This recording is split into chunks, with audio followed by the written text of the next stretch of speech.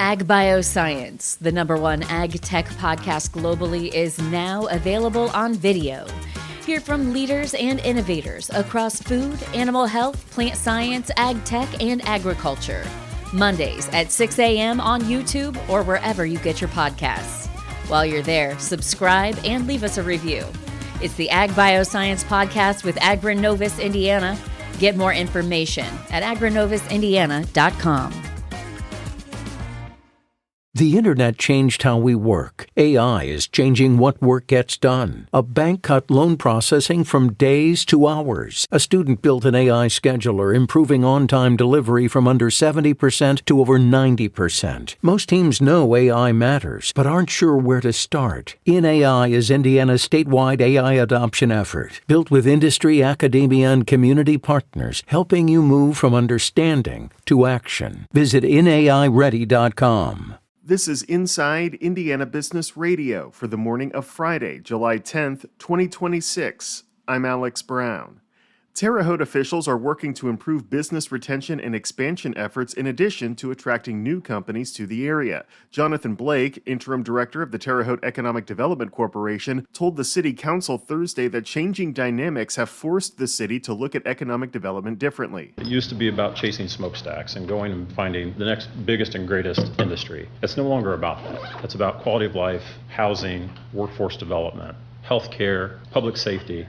All of those facets matter when we're trying to attract business and keep businesses here. Blake said the EDC is working to identify what the city has to offer and bolster marketing efforts to help entice businesses to stay and grow there.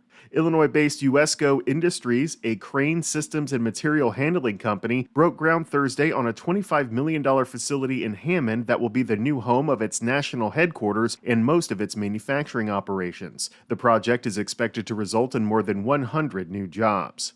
The River Ridge Development Authority Board of Directors has agreed to reserve a parcel of land at River Ridge Commerce Center in Jeffersonville for the future expansion of Clark County's 911 emergency response operations. The resolution reserves about 3.4 acres for up to 3 years, allowing the agency to pursue state and federal funding and finalize development plans for the expansion. From the #1 source for Indiana business news, this is Inside Indiana Business Radio. Thanks for listening to this IBJ Media podcast. You're probably going to remember this ad. Do you know why? Podcast advertising works.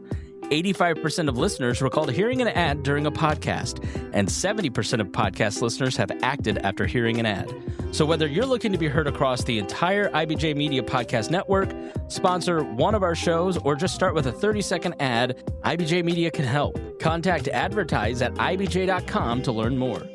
South Bend officials broke ground this week on a more than $40 million project to renovate LaSalle Park Homes, a 150-unit affordable housing community on the city's west side. IIB's Aubriana Herron has more. Mayor James Mueller joined development partners, community leaders, and other public officials to mark the start of construction.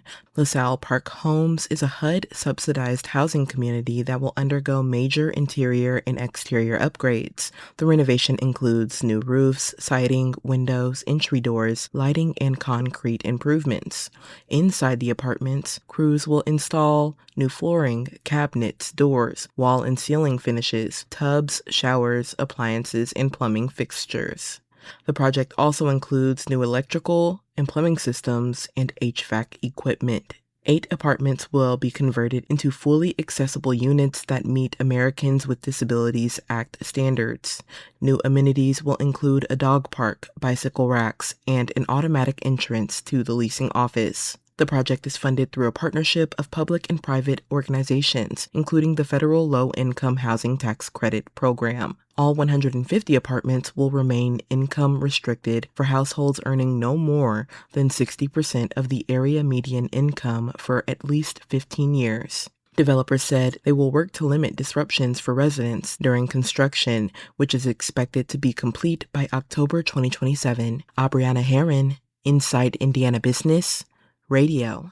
Time magazine is out with its 2026 list of America's best companies, and 20 Indiana-based businesses are ranked, including one in the top 5. The publication partnered with global research firm Statista to identify the top 1,000 public and private companies based on employee satisfaction, financial performance, and sustainability transparency.